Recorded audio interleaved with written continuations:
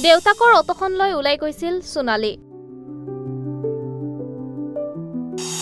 Auto চালক দেউতাকৰ মৃত্যু হৈছিল 18 বছৰ আগতে। অচল ঘৰখন চলাবলৈ অটোৰ মুঠিত হাত দিলে। 3জনী ভনীয়েকৰ দায়িত্ব মূৰ পাতি ললে সোণালীয়ে। চেষ্টাৰ অসাধ্য একো নাই, এই বাক্যশাৰী সঁচা বুলি প্ৰমাণ কৰিলে এগৰাকী যুৱতীয়ে। কোনো নাৰী পুৰুষতকৈ কম নহয়।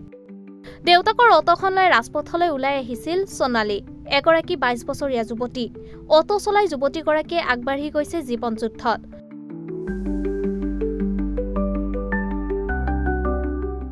প্ৰথম অৱস্থাত যেতিয়া যুৱতীগৰাকীয়ে অটোখন লৈ ৰাজপথলৈ ওলাই আহে তেতিয়া সকলোৱে ঘূৰি ঘূৰি চাবলৈ লৈছিল।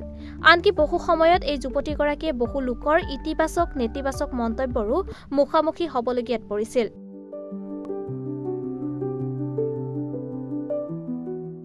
আমি উল্লেখ কৰা এই যুৱতীগৰাকীৰ নাম সোণালী, ঘৰ হাৰিয়ানাৰ ফৰিদাবাদত। অন্য পুৰুষে কৰা কাম সোণালীয়ে বাছি লৈছে। এয়া তেওঁৰ চখ নহয়, জীৱন সংগ্ৰাম চলোৱাৰ পথ এটাহে। বাধ্যত পৰি তেওঁ কৰি গৈছে এই কাম।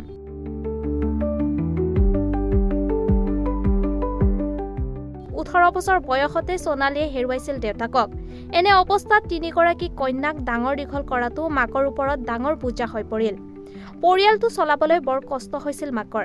সেয়ে সোণালীয়ে জীৱনৰ এই প্ৰত্যাহ্বানতো হাৰ নামানি দেউতাকৰ অটোখন লৈ ৰাজপথলৈ ওলাই আহিছিল অটো চলাবলৈ। লাহে লাহে মানুহে তেওঁক সোণালী অটো ড্ৰাইভাৰ বুলি চিনি পাবলৈ ধৰিলে। সোণালীৰ সপোন এগৰাকী উকিল হোৱাৰ।